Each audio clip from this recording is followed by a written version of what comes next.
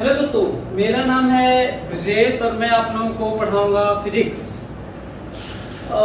मैं IT BHU से BTech किया मैकेनिकल इंजीनियरिंग से और मैं 15 सालों से इस फील्ड में हूँ। 15 सालों में मैंने हज़ारों बच्चों को आईटी और पीएमटी में सिलेक्शन दिलवाया है और आज मैं आपको पढ़ाऊंगा फिजिक्स में बेसिक मैथमेटिक्स। और वो भी जो टूल्स होते हैं उसको हम लोग ज़्यादा समझने की कोशिश करेंगे। हालांकि किसी चीज़ को शुरुआत करने से पहले पूरी हिस्ट्री और इंटरेस्ट डेवलप करने के लिए मैं बाकी सारी चीज़ें भी आपको बताता हूँ ताकि आप साइंस को एंजॉय कर सकें। एक एडवाइस है आप लोगों के लिए, जब मैं आप लोगों को पढ़ाने लगूँ या कोई भी टीचर आपको पढ़ाने लगे तो जो ब्रेन जिस तरह से फंक्शन करता है, जिस तरह से बाद में रिकॉल करता है, जिस तरह से इसको ट्रेनिंग के बात होती है वो कैसी होती है उसको फिर से समझ लो। जितना ही ज़्यादा फोकस या करेंगे या कंसंट्रेट करेंगे चीज़ों पे उतना ही ज़्यादा उसका रिकॉलिंग फैक्टर बढ़ता है और उसमें इम्प्रेशन जो मैग्नेटिक इलेक्ट्रोमैग्नेटिक फॉर्म में जो स्टोरेज होता है जिसको मेमोरी कहते हैं वो आपको फिर उसी को रिकॉल करने की जो इफ़िशियंसी होती है बढ़ जाती है। जैसे होता है ना कि कभी कभी आप सोचते हैं कि याद नहीं आ रहा है, उसे याद ना आने का एक रीज़न है जब आप उसे मेमोराइज करने की कोशिश किए या फिर आपका ब्रेन फंक्शन किया तो बहुत हल्के में स्टोर किया, वो फेडअप होने लगा। अनकॉन्शियस माइंड जिसको काम करना होता है वहाँ से लेकर यहाँ आपके प्रेजेंट रियल वर्ल्ड जो कॉन्शियसनेस से रिलेट करके आपको देना होता है वो अलग गड़बड़ हो जाता है। तो आप लोगों के लिए क्या एडवाइस है आज जो हमेशा इसको फॉलो करेंगे? जब हम लोग पढ़ाने लगे, टीचर्स पढ़ाने लगे तो करना क्या है आपको? पहले तो मेंटर जो टीचर है उसकी बात माननी होती है, तो आप मेरी बात मानिए और वो फॉलो करिए जो मैं आज गाइडलाइन। चलिए आज हम लोगों का डिफरेंशिएशन खत्म हो जाएगा, उसके बाद 2 क्लास इंटीग्रेशन पढ़ेंगे, वो बड़ा जल्दी खत्म हो जाएगा और हम लोग फिर फिजिक्स पढ़ने के लिए तैयार हो जाएंगे, अच्छे से फिजिक्स पढ़ने के लिए। तो डिफरेंशिएशन आज खत्म। चलिए देखते हैं, आइए। आप लोगों को याद होगा मैं पिछले क्लास में बात किया था कि किस तरीके से कुछ अजीब से एक्सप्रेशंस होंगे तो हम कैसे डिफरेंशिएट करेंगे। हालांकि फिजिक्स में बहुत ज़्यादा अजीब अजीब नहीं होगा, लेकिन फिर भी अब जब सीख रहे हैं तो थोड़ा बहुत और कठिन क्वेश्चन को भी सीख ही लेते हैं। चलिए फाइंड dy बाई dx। चलिए क्वेश्चन लिखते हैं, फाइंड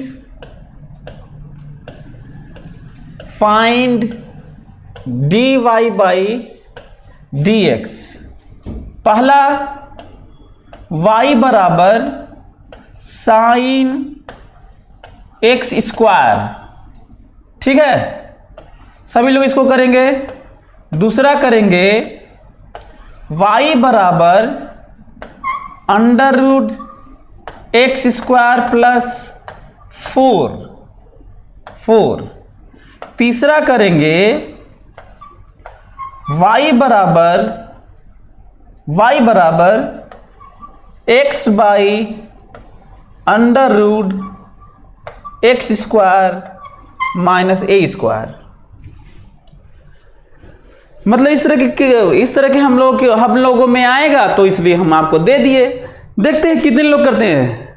कुछ नहीं, कुछ बनना है तो 2 साल आपको तपस्वी जीवन जीना है, ठीक है, और वो फॉलो करना है जो मेंटर आपका मतलब मैं यहाँ के टीचर्स आपको जो बोलते हैं वो करना है। चलिए करते हैं, देखते हैं ध्यान से। मैं आपको इसका 2 तरीका बताता हूँ ना, एक थोड़ा सा स्मार्ट तरीका होगा, एक थोड़ा लेमैन वाला, दोनों बता देता हूँ। चलिए मैं करता हूँ पहला वाला, सभी लोग देखेंगे। पहले तो जो दिक्कत करता है, पहले तो मैं लिख देता हूँ कि प्रॉब्लम किस बात की प्रॉब्लम आ रही है ना, सभी लोग समझेंगे आखिर प्रॉब्लम किस बात की आ रही है। सभी लोग समझेंगे, जो पिछली बार जो नहीं समझ पाए थे वो भी समझेंगे। क्या सही लिखा हूं देखो तो, सभी लोग बताएं। हम ये करें कि dy बाई dx पाने के लिए कहा गया था, तो मैं कुछ और तो किया नहीं हूं भाई, y की जगह रख दिया हूं और तो कुछ करना नहीं था। प्रॉब्लम क्या है याद है आप लोगों को, मैं कहा था फार्मूला ऐसे नहीं रटना है। हालांकि ऐसे नहीं कहा रटो, लेकिन समझो साइन का कॉस होता है, ऐसे ही पढ़ते हैं, कॉस का माइनस साइन होता है। tan का sec स्क्वायर होता है, ऐसे याद किए हुए हम लोग। तो ध्यान से मेरी बात सुनो, ऐसे याद करेंगे, साइन के अंदर जो होता है उसके रिस्पेक्ट में जब डिफरेंशिएशन होता है तो सिंपली कॉस होता है। याद होगा शायद आप लोगों को ना। तो क्या वही बात है क्या, साइन के अंदर जो है क्या उसी के रिस्पेक्ट में है? यदि नहीं है तो सिंपली कॉस नहीं होगा। हाँ, यहां पे एक्स स्क्वायर, कोई कहता इसका dy by d x square पाओ। इमेजिन करो कि मैं कहता कि find dy by d x square, सभी लोग समझेंगे। यदि मैं कहता find dy by d x square, तो dy by d x square, so dy by d x square, और सिंपली आंसर होता cos एक्स स्क्वायर। डन। तो फॉर्मूला कैसे याद रखना समझ में आ गया होगा। साइन के अंदर जो कुछ होता है उसके रिस्पेक्ट में जब डिफरेंशिएशन होता है तो तुम्हारा फार्मूला सिंपल सा वैसे ही लगता है। क्या ये बात वैसी ही है? यदि नहीं है तो हटाते हैं तब यार, जब नहीं है तो देखते हैं तब कुछ और करते हैं, मेहनत करना पड़ेगा लग रहा है। तो एक तरीका क्या है, t बराबर एक्स स्क्वायर ना, t बराबर एक्स स्क्वायर। और सभी लोग सुने, सभी लोग सुने, एक एक लोग सुने मैं क्या बोल रहा हूं। dy बाई डी एक्स को समझने की प्लानिंग सुनो। मैं बात ये नहीं करता कि देखो ये तरीका, प्लानिंग सुनो। dy by D T into D T by d x, क्या ठीक है? क्या dy बाई डी एक्स नहीं, देखो dy by d x, D T cancel, देखो जरूरत पड़े तो ऐसे देखो, सभी लोग देखेंगे ना, जरूरत पड़े तो ऐसे सभी लोग देखेंगे। dy by dt by du by dp by, अच्छा सब इंटू है, dp by dq by dx, जितना जरूरत है, बेसिक, मोस्ट बेसिक चेन। सभी लोग समझे। अभी तो हम इतना ही किए हैं, लेकिन दुनिया का बहुत ही ज्यादा कॉम्प्लेक्स डिफरेंशिएशन क्यों ना हो, जितना जरूरत है उतना अपना सब्स्टिट्यूट कर लो। देखो क्या है, dt cancel, du cancel, dp cancel, dq cancel, और dy बाई डी एक्स है।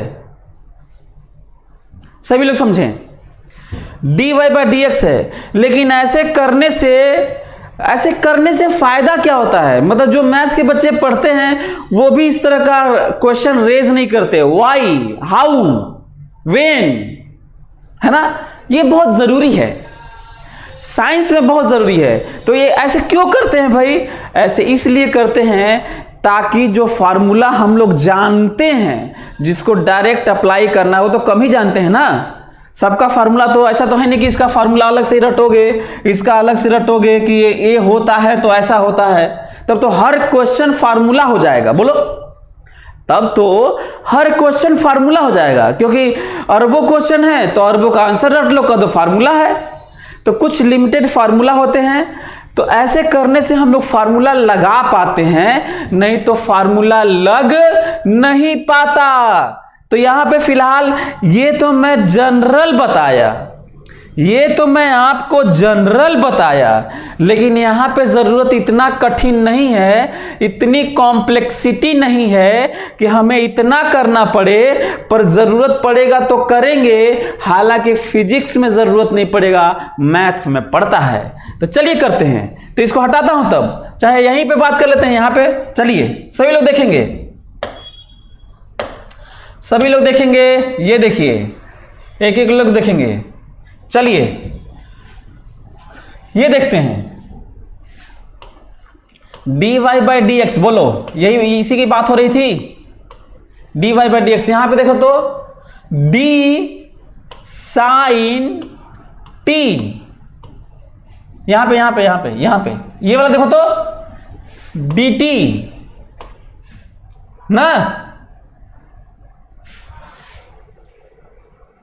ठीक है। और डी टी की जगह तो देखो तो टी, सही है।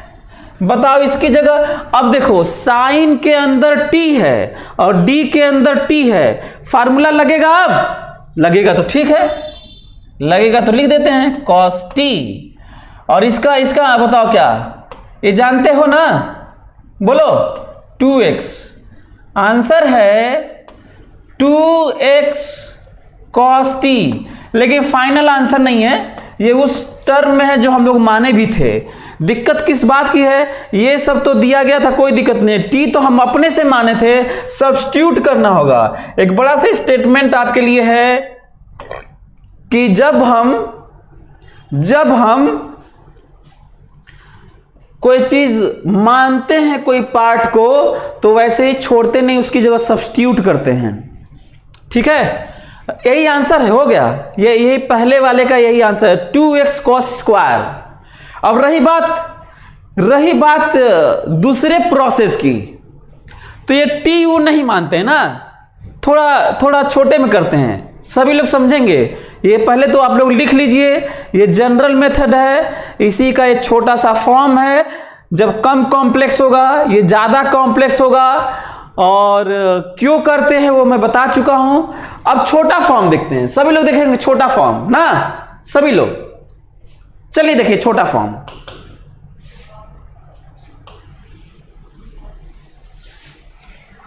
सभी लोग देखेंगे छोटा फॉर्म, मेरी बात ध्यान से सुनो तो, सभी लोग मेरी बात ध्यान से सुनेंगे।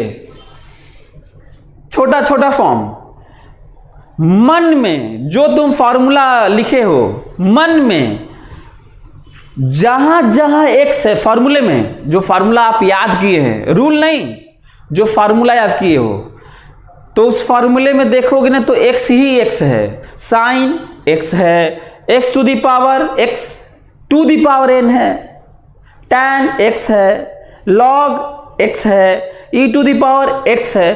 तो जहां एक्स है पावर में है, अंदर है लॉग के, साइन के अंदर है, एक्स हो भले उसका पावर हो, तो जहां एक्स है, ध्यान से, जहां एक्स है उसकी जगह कोई कुछ हो तो मन ही मन एक्स मान के लिखो, और जिसको मन ही मन एक्स माने हो उसको फिर से डिफरेंशिएट करके अलग से इनटू कर लो। कोई दिक्कत नहीं, समझ में आया? फिर से छोटा थोड़ा फास्ट करने का तरीका बता रहा हूं। जो तुम फार्मूला जानते हो और जहां एक्स है, सभी लोग खोपड़े में बैठाएं, जो तुम फार्मूला जानते हो ना, x to the power n का जानते हो, साइन एक्स का जानते हो, टैन एक्स का जानते हो, कॉस एक्स का जानते हो, लॉग एक्स का जानते हो, ई टू दी पावर एक्स का जानते हो। तो जहां एक्स है वहां पे खतरनाक कोई चीज हो तो मन ही मन एक्स मान लो, लिख लो, और जिसको एक्स माने हो मन ही मन उसको डिफरेंशिएट करके मल्टीप्लाई कर दो। करते हैं, देखो ध्यान से सभी लोग देखेंगे मैं क्या बोल रहा था। अब मैं आपको टी मानने से बचा रहा हूं, आपको क्या कर रहा हूं, टी मानने से बचा रहा हूं। चलिए बताइए, मन ही मन इसको इसकी जगह एक्स मान ले, मन ही मन, तो बताओ क्या लिखूं? मन ही मन तुम क्या जानते हो, साइन के अंदर एक्स वाला फार्मूला जानते हो, तो इसको भी मन ही मन एक्स मान लें। अच्छा, मन ही मन एक्स मानेंगे पर लिखेंगे एक्स स्क्वायर, ठीक है। और दूसरा, जिसको तुम x माने हो उसको क्या कर दो, डिफरेंशिएट करके मल्टीप्लाई कर दो। तुम उसको डिफरेंशिएट करके मल्टीप्लाई कर दो। तो मैं आपको t मानने से और ज्यादा कैलकुलेशन से आपको बचा ले रहा हूं, और ये फास्ट, स्मार्ट, स्पीड, ये सब आपका अच्छा हो जाएगा, ठीक है। तो देखता हूं कितने लोग इसको करते हैं फटाक से। क्या इसको छोटे में कर सकते हैं क्या आप लोग? इसको छोटे में कर सकते हो इसको? तो जल्दी से करो। तो आपके पास दो तरीका है, या तो हम लोग इसको टी मान ले अंदर वाले को, या तो छोटे में फटाक से कर दें। यही तरीका है, करिए देखिए तो कर पाते हैं आप? चलिए देखिए, ये वाला करता हूं, ये वाला ना मैं कैसे छोटे में करता हूं, सभी लोग देखें। dy बाई डी एक्स पाना है। मेरे दिमाग में क्या आ रहा है, फार्मूला हम लोग याद है, फार्मूला हम लोग छोटे में जानते हैं कि अंडर रूट एक्स का जानते हैं फार्मूले के तौर पे कि हम लोग इसका फास्ट करते हैं। तो क्या यहां पे मन ही मन एक्स मानूं? बोलो, थोड़ा छोटे में करता हूं। यदि किसी को कम समझ में आए तो छोड़ देना, कोई जरूरत नहीं है ना मैथ्स में पढ़ना। मन ही मन एक्स मानूं, इसकी जगह मन ही मन एक्स मानता हूं। तो बताओ, रूट एक्स का फार्मूला याद है आप लोगों को? रूट एक्स का होता है 1/2 रूट एक्स होता है। क्या आप लोगों को समझ में आया ये मैं कैसे लिख दिया? फिर सुनो, हम वहां तक मन ही मन मानते हैं जहां तक हम जानते हैं। हम वहां तक मन ही मन मानते हैं जहां तक हम जानते हैं। तो एक्स स्क्वायर प्लस 4 को यदि हम लोग रूट एक्स मान लें, अच्छा है नहीं मान लें, तो बताओ रूट एक्स का डिफरेंशिएशन याद आ रहा है आप लोगों को? 1/2 रूट एक्स होता है, करके देख लो। तो 1/2 रूट एक्स होता है और मल्टीप्लाई बाई जिसको तुम x माने थे एक्स स्क्वायर प्लस 4, उसको डिफरेंशिएट करके लिख दो और आंसर है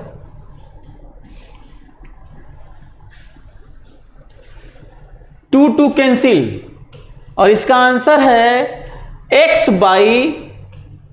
by under root x square plus 4।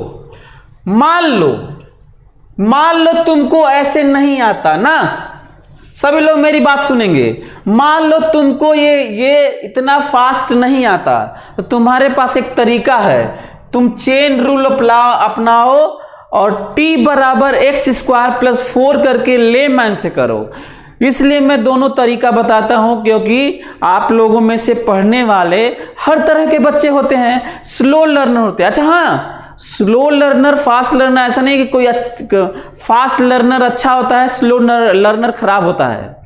दोनों नायाब यूनिक होते हैं, उनका अपना तरीका होता है। आप इतिहास उठा के देख लीजिए, स्लो लर्नर भी बड़ा काम किए हैं और फास्ट लर्नर भी बड़ा काम किए हैं। इतना स्लो लर्नर कि लोग उसको गधा बोलते थे, कमजोर बोलते थे, उनका एकेडमिक रिकॉर्ड्स भी खराब था। लेकिन बड़े बड़े साइंटिस्ट हुए हैं, बड़े बड़े फिलोसफर हुए हैं, बड़े बड़े साहित्यकार हुए हैं, बड़े बड़े पेंटर और म्यूजिशियन और बड़े बड़े हुए हैं। आप लोग बहुत सारा शकीरा का नाम सुना होगा, अमिताभ बच्चन का नाम सुना होगा। आवाज के लिए उनको रिजेक्ट कर दिया गया था रेडियो में, स्कूल में बोल दिया गया कि तुम इसमें म्यूजिक में नहीं आ सकती। शकीरा जो इतनी बड़ी पॉप सिंगर है और ये सब। तो मैं क्यों बोल रहा हूं ये, मेरा ये मानना है कि हर बच्चा यूनिक होता है और नायाब होता है, तो कभी भी ये नहीं माना। तो इसीलिए मैं दोनों के लिए लेके चल रहा हूं। तो याद रहेगा, ये उनके लिए है जो तेजी से समझ के अपना कर ले रहे हैं, और एक दूसरा वाला तरीका टी मानने वाला, तो टी मान के करिए, कोई दिक्कत? टी मान के करिए, आपके ऊपर है। स्लो भी करिए और जो फास्ट है तो फास्ट भी करिए। सभी लोग ये घर पे अपना कर लेंगे। ये वाला कौन सा रूल अपनाओगे भाई, जरा बता दो, कौन सा रूल अपनाओगे? डिवीजन वाला है क्या ये? हैं डिवीजन वाला? इसको बाहर करो, इसको डिफरेंशिएट करो, माइनस इसको बाहर करो, इसको डिफरेंशिएट करो, डिवाइडेड बाय दिस स्क्वायर। याद आ रहा है? कोई दिक्कत? बोलो। कोई प्रॉब्लम नहीं, हमें नहीं लगता है कि कोई प्रॉब्लम होनी चाहिए किसी को।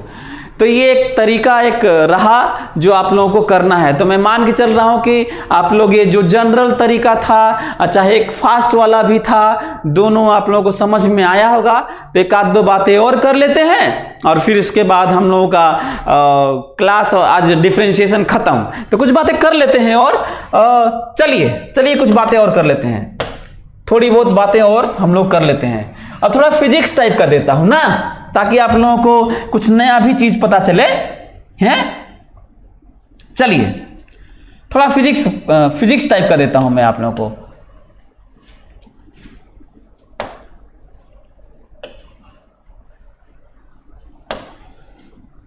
फाइंड फिजिक्स टाइप का देता हूं ताकि आप लोग फाइंड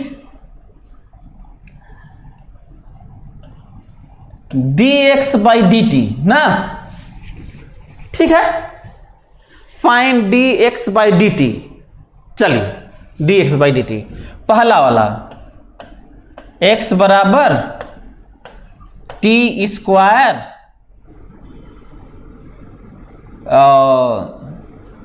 ठीक है। दूसरा x बराबर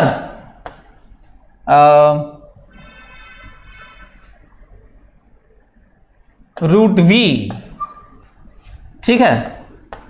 हाँ, तीसरा x बराबर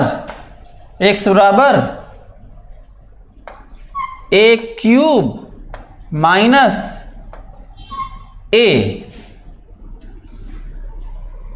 ठीक है। और चौथा भी ले लो,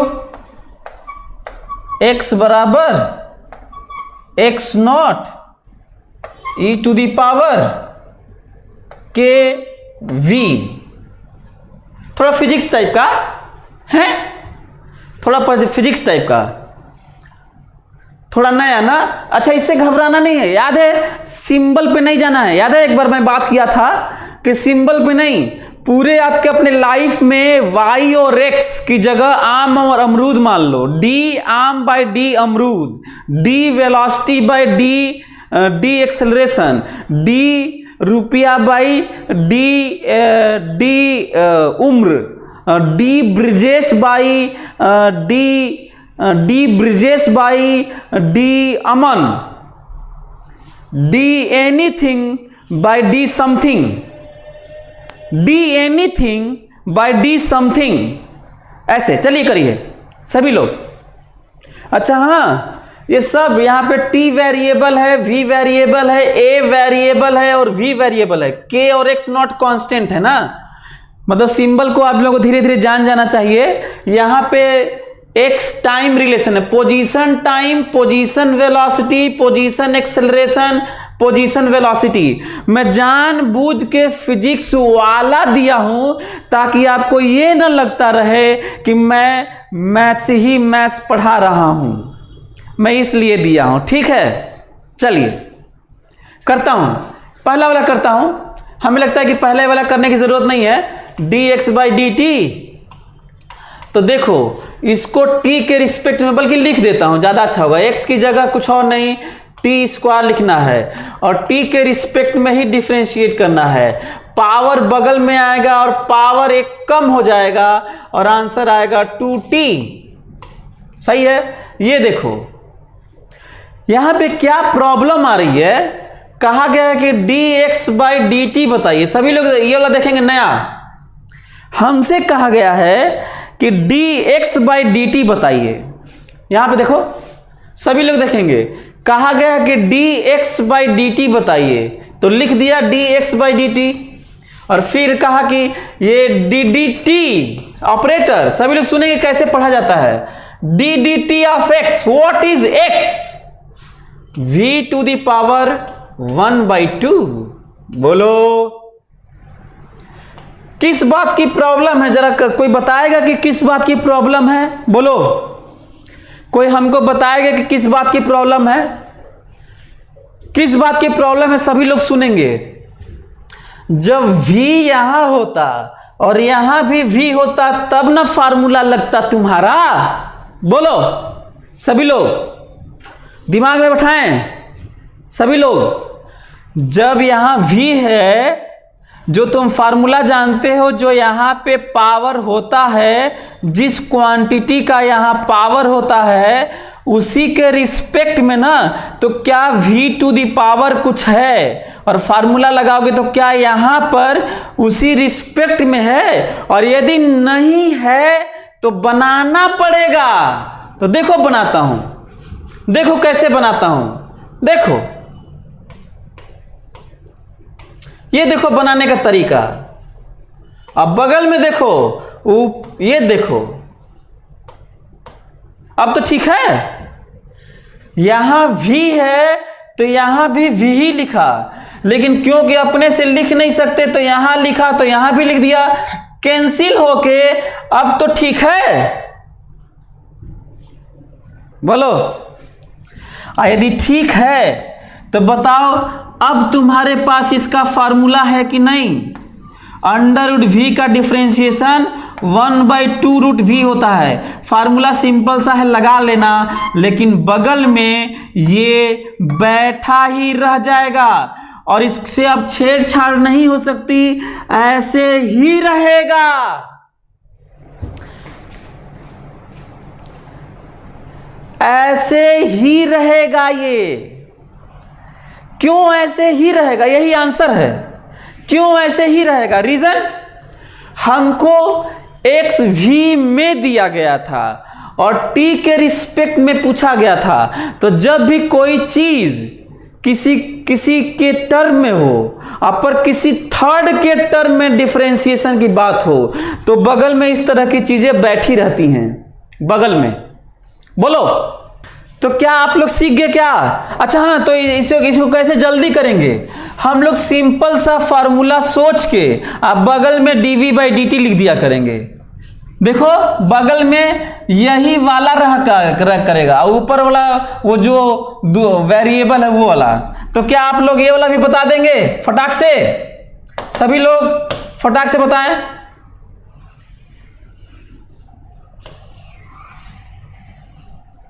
चलिए ये करिए, मैं करता हूं। हमसे कहा गया है कि dx/dt बताइए ना, तो मैं फटाक से करूं इसको। देखो मेरे दिमाग में आ रहा है, जल्दी से डिफरेंशिएशन इसका रहा है 3a² - 1 आ रहा है, बगल में आ जा रहा है da/dt आ रहा है। क्या आप लोग समझ पाए फटाक से वाला? ऐसे बोलो, सभी लोग सीख गए हमको लग रहा है। ये क्यों da/dt बैठा? बोलो, ये da/dt क्यों? क्योंकि अच्छा dx/da होता तब तो इतना ही होता ना। dx/da होता तब तो इतना ही होता, लेकिन किसी और के रिस्पेक्ट में पूछा गया तो ये बैठा है। अच्छा एक और चीज आप लोगों को बताऊं, मान लो यहां पे da होता ना, तो देखो यहां पे da होता, देखो यहां पे da होता तो यहां पे da होता, और da कैंसिल हो जाता और ये रहता। सभी लोग खोपड़े में बैठाओ, मतलब लग रहा है कि जनरल ये है, इसी में जब यहां पे a करोगे तो यहां पे भी a होगा और ये दोनों कैंसिल हो जाएंगे और यही आंसर होगा। फिलहाल यही है, फिलहाल यही है। ठीक है, अच्छा तो हमको लग रहा है कि तब आप लोग ये बता देंगे, जल्दी से करिए। dx/dt, चलिए बताइए। ये थोड़ा x0 और k कांस्टेंट है, सभी लोग करें। dx/dt दिक्कत किस बात की है? x v के टर्म में है, k और तो ये सब तो ये कांस्टेंट है, ये कांस्टेंट है, ये कांस्टेंट है। रिलेशन बस x और v का है।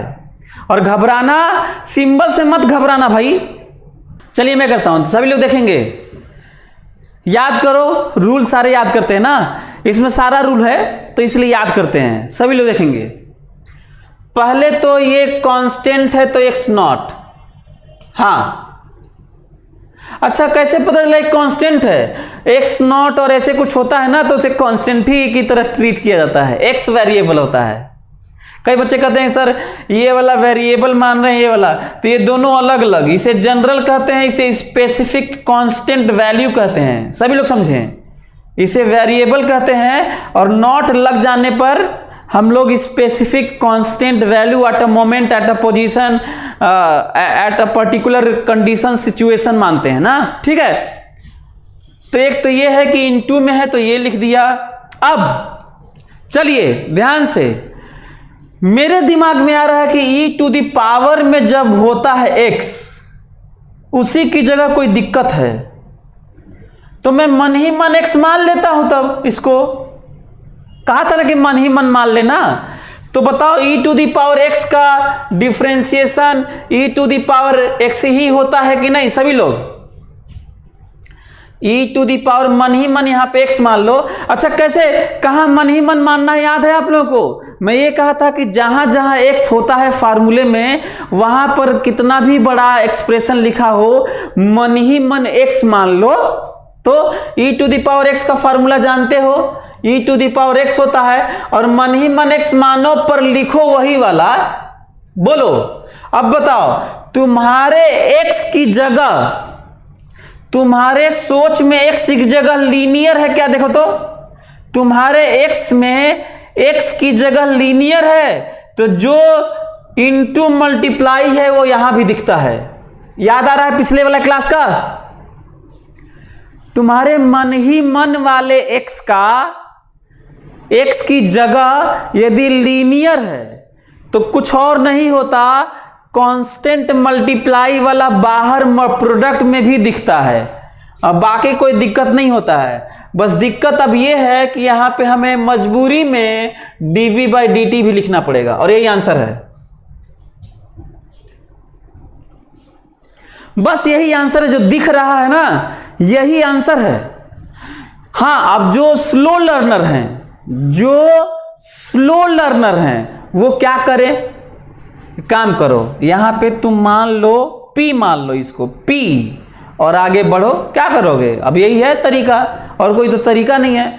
जितना मैं बता देता हूं तुम्हें तरीका, shortcut, tips, tricks, imagination, variation, दुनिया का कोई भी व्यक्ति तुमको नहीं बता सकता। मैं बता रहा हूं।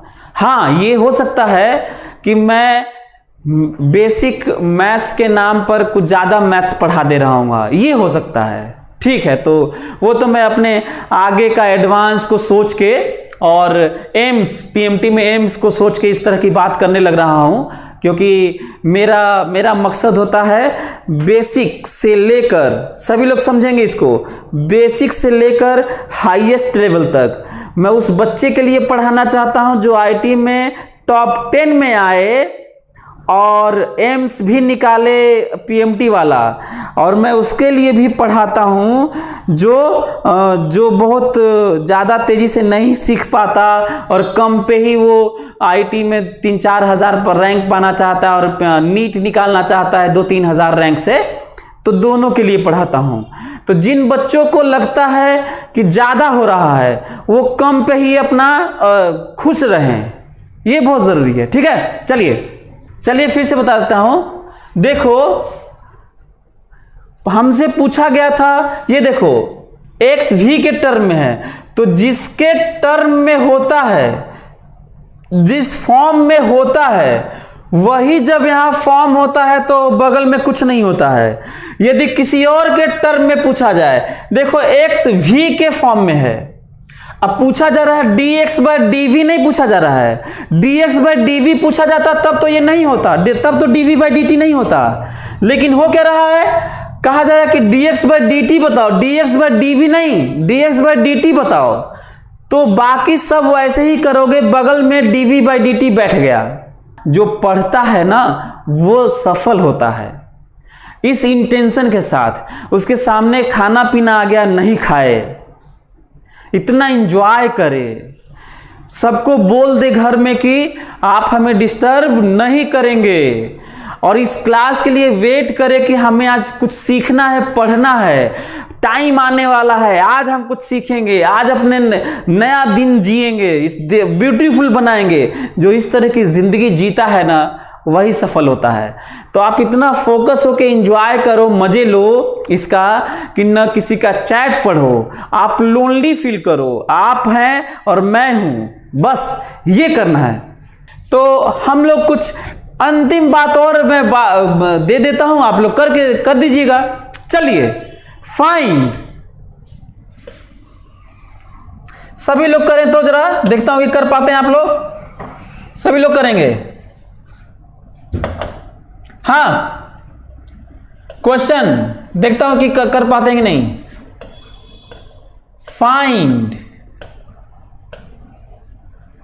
dy by dx and dy by dt and dy by dq of, बस यही, ऑफ y बराबर a साइन के x माइनस ओमेगा टी। देखता हूं कि कितने लोग करते हैं। y यदि ये दिया हो, y बराबर a साइन के x माइनस ओमेगा टी को dy बाई डी एक्स भी करो, dy बाई डी टी भी करो और dy बाई डी क्यू भी करो। अंतिम क्वेश्चन है हम लोगों का तीनों निकालना है।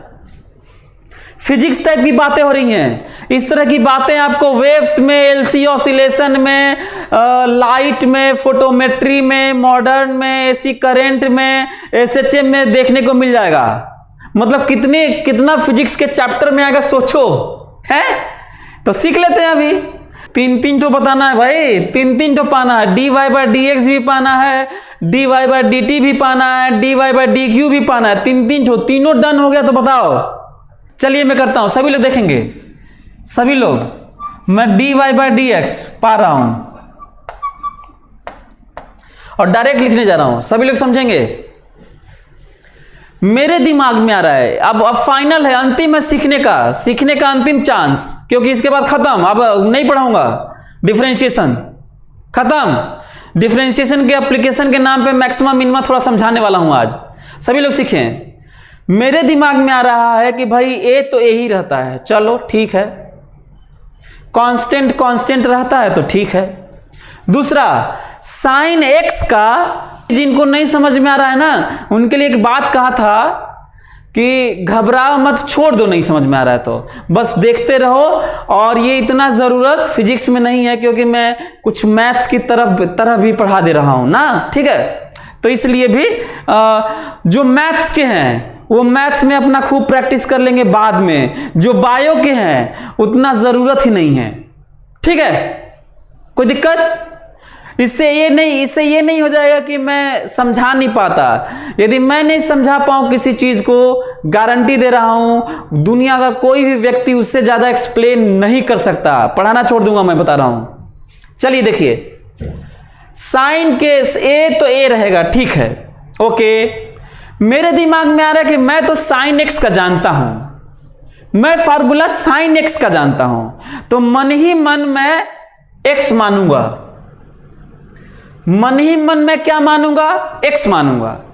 ध्यान से, मैं कहा था ना कि मन ही मन जो फार्मूला मैं जानता हूं, जहां जहां एक्स रहेगा वहां वहां मन ही मन पूरे बड़े से एक्सप्रेशन को मैं एक्स मान लूंगा, मन ही मन। तो लिखता हूं, साइन का क्या होता है? कॉस होता है क्या भाई? और जो मन ही मन माने हो तो सही में एक्स मत लिख देना, लिखना वही है। तो बताओ क्या लिखूं? ठीक है, बोलो बोलो। अब मेरे दिमाग में क्या आ रहा है? अच्छा हाँ, एक और चीज ध्यान रखना, जब हम x के रिस्पेक्ट में डिफरेंशिएट करेंगे तो x क्या है?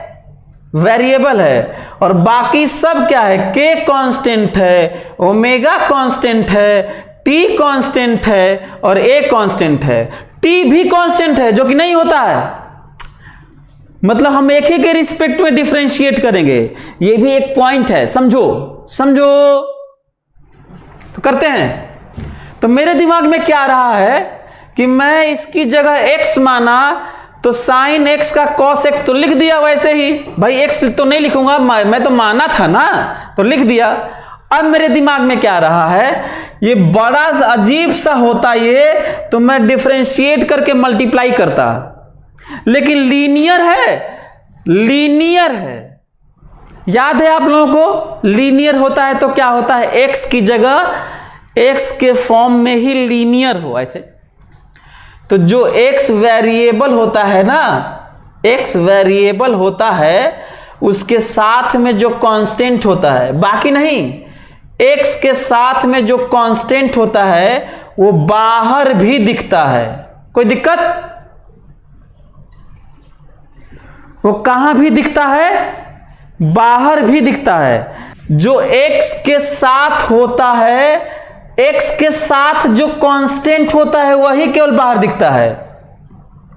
यदि आपको ये नहीं समझ में आया तो एक और बात सुन लो। चलो मत बाहर लिखो इसको k को, लेकिन ये तो याद है ना कि जो x माने थे उसको फिर से डिफरेंशिएट करके मल्टीप्लाई करना होगा। ये तो याद है ना कि मन ही मन जो x माने थे उसको फिर से मल्टीप्लाई करना होगा डिफरेंशिएट करके। तो चलो इसको डिफरेंशिएट करके मल्टीप्लाई करोगे तो करके देखो के ही आता है कि नहीं, करके देख लो, सभी लोग करके देख लो। मैं ये कहा था कि जब कोई दिक्कत हो तो उसको x मान लेना और अपना फार्मूला लिख लेना, लेकिन जो x माने हो उसको फिर से डिफरेंशिएट करके मल्टीप्लाई तो हर जगह करना है। तो जरा इसको x माने थे तो मल्टीप्लाई करके देखो के ही आता है कि नहीं। ये है रिजल्ट, आंसर है ये। दूसरा dy बाई dt, सभी लोग देखेंगे, सभी लोग देखेंगे। मेरे लिए a कांस्टेंट है, k कांस्टेंट है, x कांस्टेंट है, ओमेगा कांस्टेंट है, t वेरिएबल है। अच्छा कैसे मालूम चलता है कि यही वेरिएबल है, बाकी सब कांस्टेंट है? ये कैसे मालूम चलता है यार? यहां से, यहां से, यहां पे इसी के रिस्पेक्ट में होता है, इसी के रिस्पेक्ट में होता है, और जिसके रिस्पेक्ट में होता है उसी को वेरिएबल माना जाता है। तो मेरे लिए ये जो लिखा हुआ है, मेरे लिए बताओ वेरिएबल क्या है, बताओ किसके रिस्पेक्ट में? t के रिस्पेक्ट में। तो ये कांस्टेंट है, इस बार ये भी कांस्टेंट है, ये भी है और ये भी है। कई लोग तो सोचते हैं कि ये भी है, अरे भाई ये क्वांटिटी ही नहीं है, ये ऑपरेटर है। कई तो इतने गधे होते हैं कि इसको भी कहते हैं सर इसके बारे में भी तो कुछ बताइए। तो क्या लिखता हूं जरा देखो तो सभी लोग, a की जगह a, मन ही मन मैं इसको x मान रहा हूं ना, याद है आप लोगों को, मतलब t, मन ही मन t मान रहा हूं, मन ही मन, x या t, मन ही मन। तो बताओ क्या लिखूं? cos। क्यों लिख रहा हूं सीधा फटाक से cos क्यों लिख रहा हूं? क्योंकि मैं जानता हूं कि साइन का cos होता है, क्योंकि मैं जानता हूं कि साइन का cos होता है। तो क्या a तो a ही रहेगा, साइन का cos हो गया, जो होता है अंदर में वही होता है। प्रॉब्लम किस बात की है? प्रॉब्लम इस बात की है कि यदि लीनियर एक्सप्रेशन है तुम्हारे x की जगह t की जगह, तो जो वेरिएबल है उसका जो कांस्टेंट है वो बाहर भी दिखेगा। कहां भी दिखेगा? बाहर, और यही आंसर है, वो बाहर भी दिखेगा साइन के साथ, t के साथ में। पिछला वाला देखो x वाला था, देखो x के साथ वाला बाहर दिखा था, इस बार देखो टी के साथ वाला बाहर दिख रहा है, देखो टी के साथ वाला बाहर दिख रहा है। हमको लग रहा है कि आप लोग समझ गए होंगे। और दूसरा, अच्छा लीनियर का तो हम लोग फटाक से कर लेते हैं। मान लो, इमेजिन करो यहां पे एक्स क्यूब है प्लस माइनस साइन, अंदर में बहुत बड़ा सा एक्सप्रेशन है, इतना सिंपल नहीं है, बहुत खतरनाक है। तो क्या करते, यही लिखते, बोलो ए कॉस लिखते, ए कॉस लिखते डिफरेंशिएशन, और बगल में इसको डिफरेंशिएट करके मल्टीप्लाई करते। बोलो सभी लोग, मेरी बात समझे सभी लोग? मन ही मन इसको एक्स मानते और कॉस लिख लेते। मन ही मन इसको, कितना भी खतरनाक हो, इतना बड़ा सा एक्सप्रेशन हो तो भी मन ही मन एक्स मानेंगे और कह देंगे ए कॉस डिफरेंशिएशन कॉस, और बगल में जो माने रहेंगे मन ही मन डिफरेंशिएट करके मल्टीप्लाई कर देंगे। ये जनरल है, कोई दिक्कत आप लोगों को?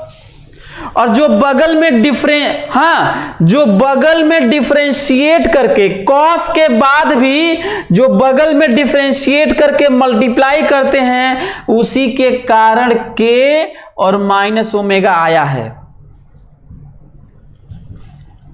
तो क्या आप लोग सीख गए? तो सभी लोग ये करें, सभी लोग हमको सभी लोग बताएं ये वाला, हमको सभी लोग ये बताएं वाला, जल्दी से करें। dy बाई डी क्यू करें सभी लोग, फटाक से सभी लोग dy बाई डी क्यू करें और बताएं कि हो गया कि नहीं।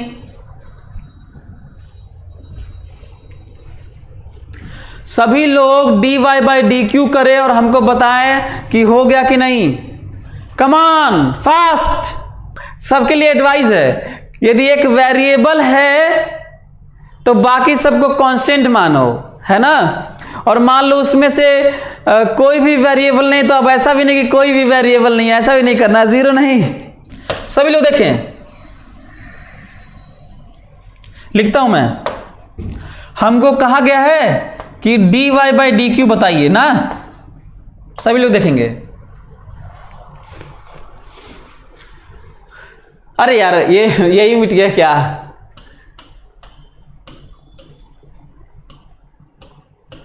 हाँ,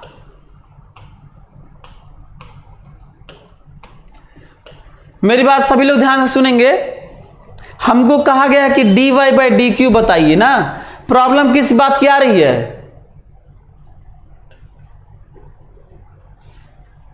प्रॉब्लम किस बात की आ रही है? लोग यही कहेंगे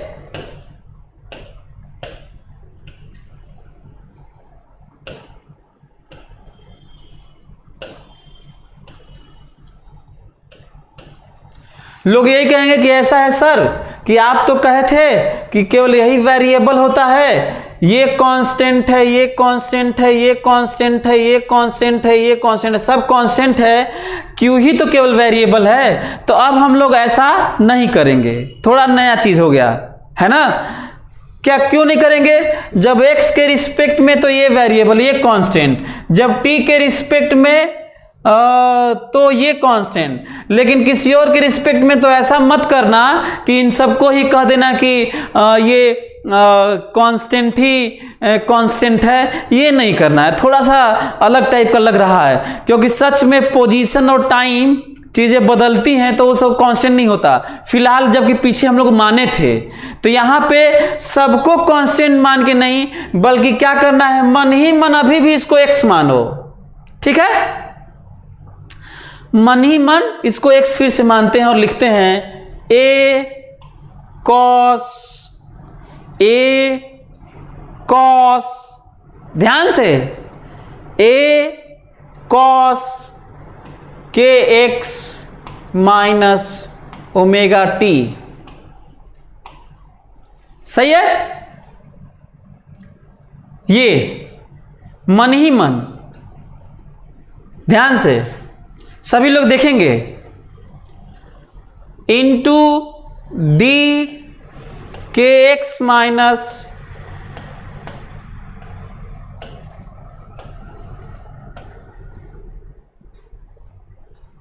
बस इतना ही है। क्या आप लोगों को समझ में आया? मन ही मन इसको ऐसे लिख दिया, लेकिन जिसको मन ही मन मानते हैं उसको फिर से डिफरेंशिएट करके। अच्छा आप लोग याद करिए मेरा पिछला, जिनको याद नहीं होगा वो वीडियो को पीछे करके देख ले, मैं क्या समझा रहा था। मैं कहा था कि जिसको मन ही मन एक्स मान के फार्मूला लगाते हैं उसको मन ही मन वाले को फिर से डिफरेंशिएट करते हैं और मल्टीप्लाई करते हैं। यही तो कहा था भैया, कुछ नया बोल रहा हूं अभी मैं, और बस इतना ही कर सकते हैं और हम कुछ नहीं कर पाएंगे, बस हो गया इतना ही। क्यों इतना ही? क्योंकि हमें नहीं मालूम कि इसके बारे में क्या किया जा सकता है।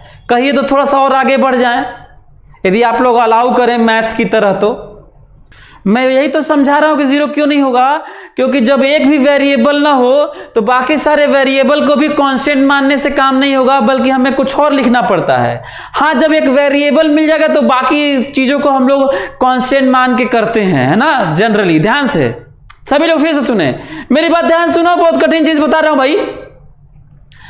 आपके एक्सप्रेशन में जब कोई एक चीज वेरिएबल हो तो ठीक है, बाकी सबको कांस्टेंट मान के जनरली हम लोग करते हैं। जनरली लेकिन पता चला कि हमारे एक्सप्रेशन में कई ठो वेरिएबल है, ठीक है, लेकिन किसी और के रिस्पेक्ट में डिफरेंशिएट करना उनमें से कोई नहीं है, तो अब सबको कांस्टेंट मान लोगे तब तो जीरो हो जाएगा, नहीं मानना है। अब तो क्लियर हो गया होगा।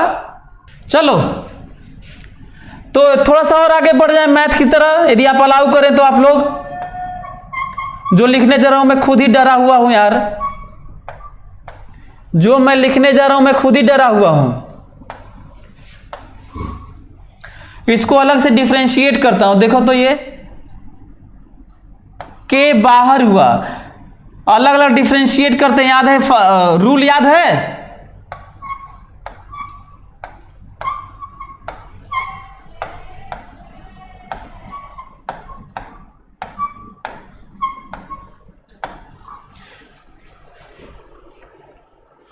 रूल याद है तुम लोगों को? अलग अलग करने वाला, इसको अलग करोगे तो के बाहर होगा, dx बाई डी की होगा, माइनस तो माइनस, ओमेगा तो ओमेगा, और t को डिफरेंशिएट करोगे q के टर्म में, सॉरी q, हाँ, तो हो गया।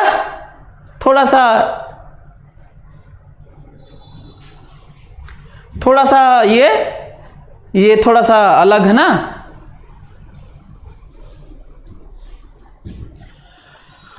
फिर से मैं बच्चों को रिपीट कर रहा हूं, कृपया ये न समझे, जिन बच्चों को खासकर जो बायो के हैं, चाहे थोड़े जो कमजोर हैं, और हम थोड़ा बेसिक मैथमेटिक्स थोड़ा हमको जल्दी करना था क्योंकि हमें फिजिक्स भी पढ़ाना है, तो ये न समझें कि मैं ऐसा पढ़ाता हूं कि कम समझ में आता है, ठीक है, ये नहीं करना है।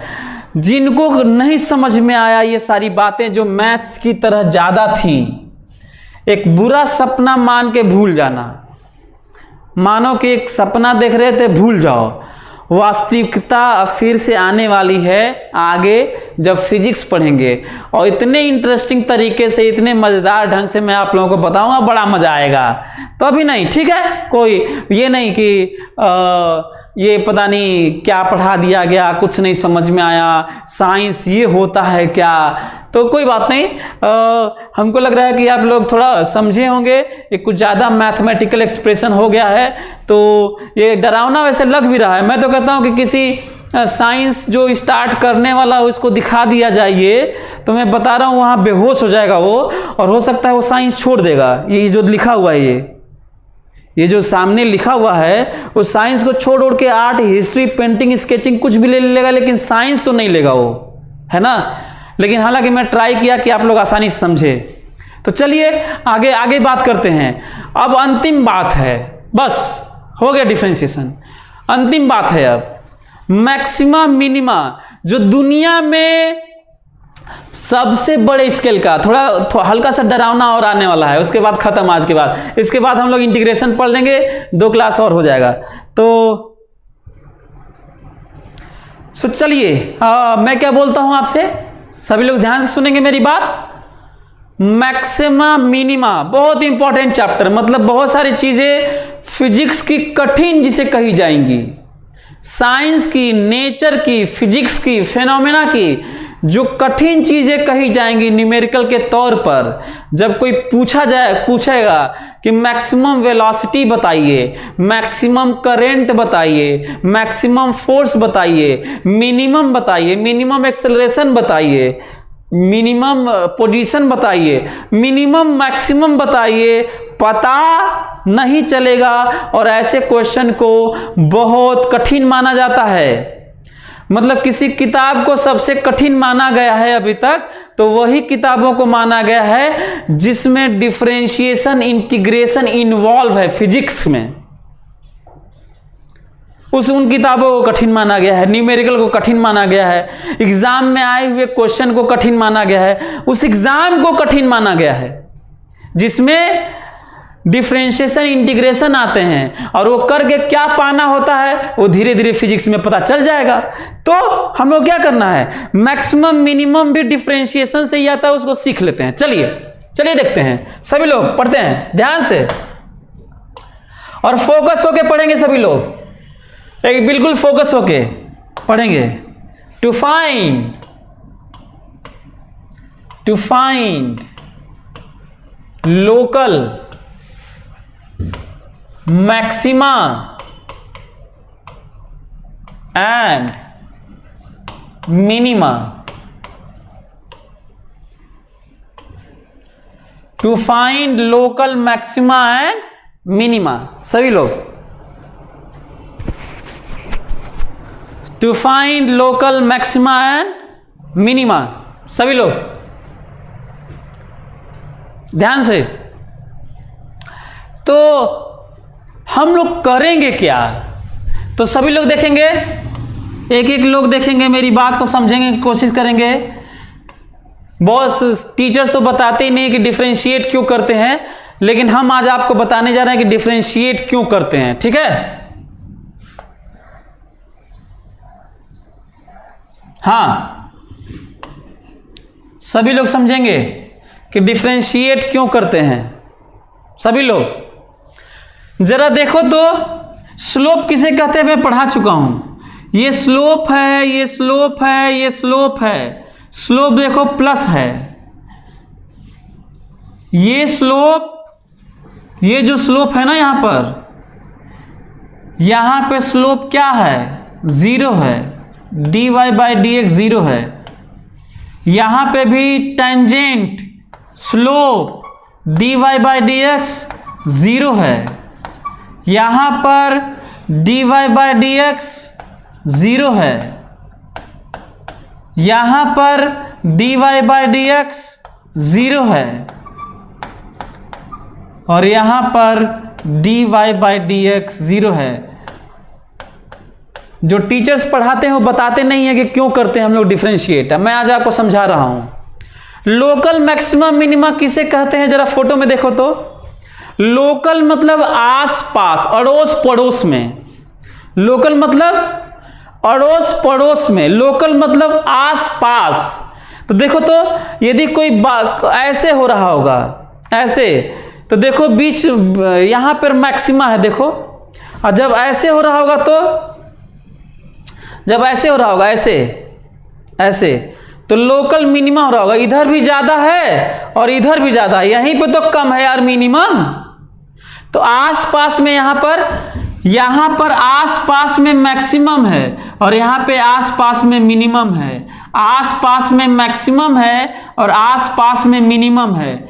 आसपास में मिनिमम मतलब इधर भी ज्यादा है y और इधर भी ज्यादा है y, यहीं पे तो सबसे कम है, और यहां पे इधर भी कम है और इधर भी कम है, यहीं पे तो मैक्सिमम है।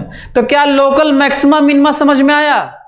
और क्या आप लोगों को यह भी समझ में आया कि इसका मतलब इनको पाने के लिए डिफरेंशिएशन जीरो करना होगा, क्योंकि डिफरेंशिएशन मतलब स्लोप जीरो होता है। यदि टेंजेंट ऐसे है तो स्लोप प्लस होता है। यदि टेंजेंट ऐसे है, टेंजेंट लाइन ऐसे है तो स्लोप माइनस होता है।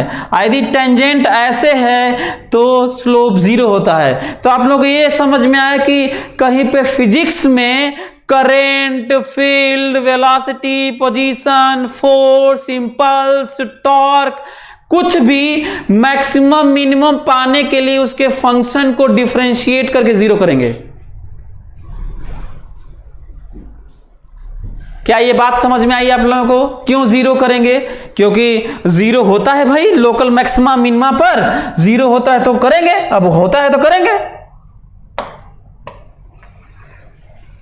ठीक है, चलिए कुछ और भी बातें ध्यान से मेरी बात सुनेंगे सभी लोग। टू फाइंड,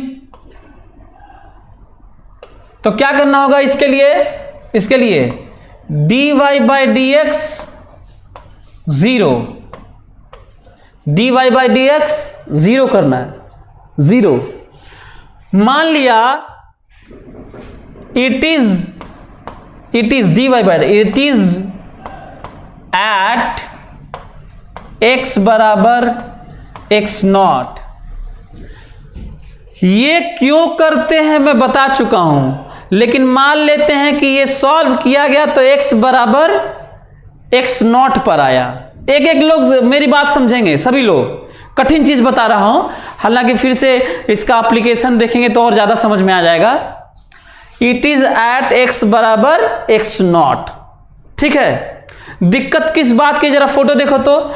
जब dy बाई डी एक्स बराबर 0 करके सॉल्व करेंगे तो हम लोगों को ये नहीं मालूम चलेगा कि कहां पर मैक्सिमा है और कहां पर मिनिमा है, कहां पर मैक्सिमा है या कहां पर मिनिमा है, क्योंकि सब जगह तो स्लोप 0 हो रहा है।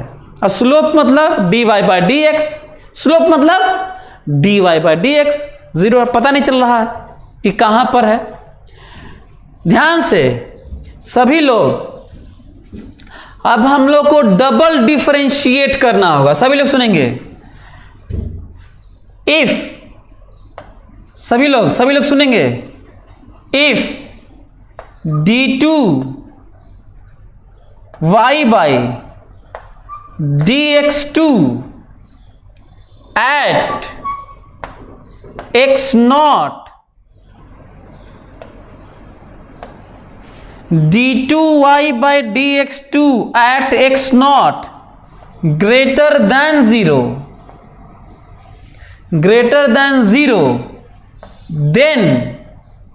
then y x0 is minimum, local minimum. यदि d2y बाई dx2 यही वाले x0 पर ग्रेटर देन 0 है तो y x0 मिनिमम होता है।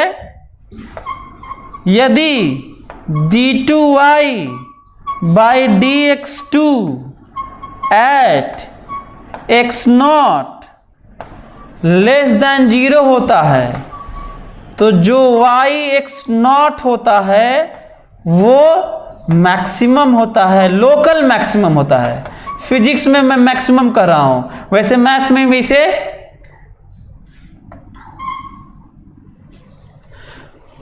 आपको मैं थोड़ा कठिन चीज पढ़ा रहा हूं, इसको भी एक बुरा सपना मान के भूल जाना तुम लोग, और इसके एप्लीकेशन को देखना। हमें पढ़ाना है, थोड़ा इंटरेस्ट डेवलप करना है, थोड़ा बताना है, इसलिए भी मैं कर रहा हूं।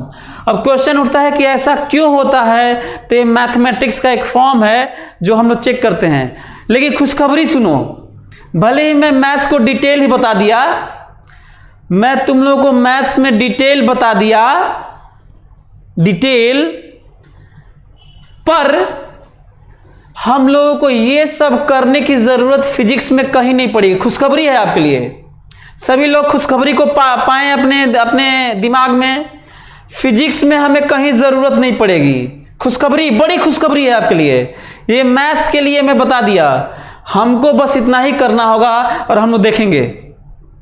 सभी लोग अच्छा, रीजन क्या है कि ये जरूरत नहीं पड़ेगी? क्योंकि फिजिक्स में इतना हम लोग चेक नहीं करेंगे। फिजिक्स में जो क्वेश्चन पूछा जाता है वही आता है। वो कहेंगे कि मैक्सिमम वेलोसिटी पाओ, खोपड़े में बिठाओ, वो कहेंगे कि फाइंड मैक्सिमम वेलोसिटी, तो अब थोड़े मिनिमम थोड़े ही आएगा, वो मैक्सिमम ही आएगा। तो ये किसके लिए हम लोग करते हैं? ये चेक करने के लिए करते हैं कि जो हम लोग ये किए हैं वहां पर मैक्सिमम है कि मिनिमम है। और हमें फिजिक्स में चेक करने की जरूरत नहीं है डबल डिफरेंशिएट करने की, क्योंकि फिजिक्स में ऐसा नहीं आएगा। उसमें जो पूछेगा वही ही होता है। ये नहीं है कि मैक्सिमम पूछेगा तो मिनिमम आएगा, मिनिमम पूछेगा तो मैक्सिमम, ऐसा कुछ आएगा नहीं, एक ही आएगा। खुशखबरी है आपके लिए, खुशखबरी, बड़ी खुशखबरी है। नहीं तो सोचिए कि चेक करना पड़ता तो फिजिक्स कितना टफ होने लगता और मैथ्स कितना इन्वॉल्व हो जाता। अब आप लोगों को आइडिया भी लग रहा हो कि फिजिक्स कितना टफ बनाया जा सकता है, हालांकि आपके कोर्स में नहीं आएगा ये सब, ठीक है। अच्छा, एक और जो बात है वो भी मैं लिख ही देता हूं, ये भी लिख लेना इसके आगे। हां, यदि d2y by dx2 eight x बराबर x0 यदि 0 के बराबर हो जाए तो ये क्या होता है? पॉइंट ऑफ इन्फ्लेक्शन होता है।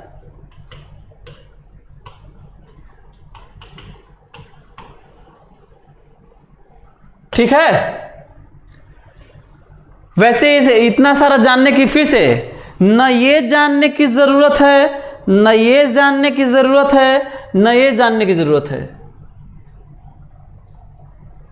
न ये जानने की जरूरत है। अच्छा, आईटी पीएमटी दोनों के लिए बता रहा हूं मैं, न ये वाला जानने की जरूरत है, ये वाला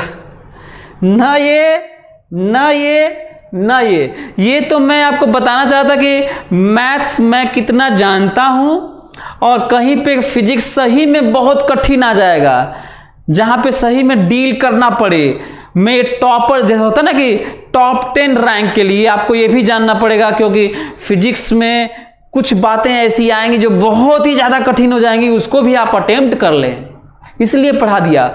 नहीं तो 99.99% केस में कोई जरूरत नहीं है। What is point of inflection? Point of inflection ये है, देखो, this is point of inflection.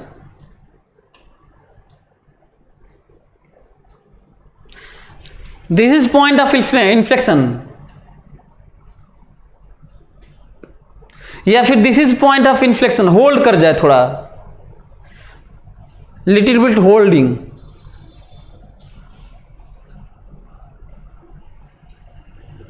तो जरूरत नहीं है वैसे आपको, है, ठीक है। This is point of inflection, this is point of inflection, तो जरूरत नहीं है। अच्छा, ये पहले बताओ कि हमको तुम लोग ये पूरा मैथ्स पढ़ोगे हमसे, हैं? ये सब नहीं चलेगा, ये सब नहीं चलेगा यहाँ पे। तो एक काम करते हैं, सभी लोग अगले क्लास का वेट करेंगे, हम लोग इंटीग्रेशन पढ़ेंगे, लेकिन इंटीग्रेशन से पहले हम लोग 1-2 क्वेश्चन करेंगे इस पे।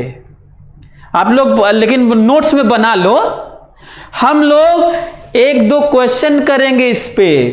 हम लोग इंटीग्रेशन पढ़ने से पहले इस पे 1-2 क्वेश्चन करेंगे पहले, ठीक है। तो चलिए फिर मिलते हैं अगले क्लास में और पढ़ते हैं integration. Thank you so much. On IS2ON study is always on.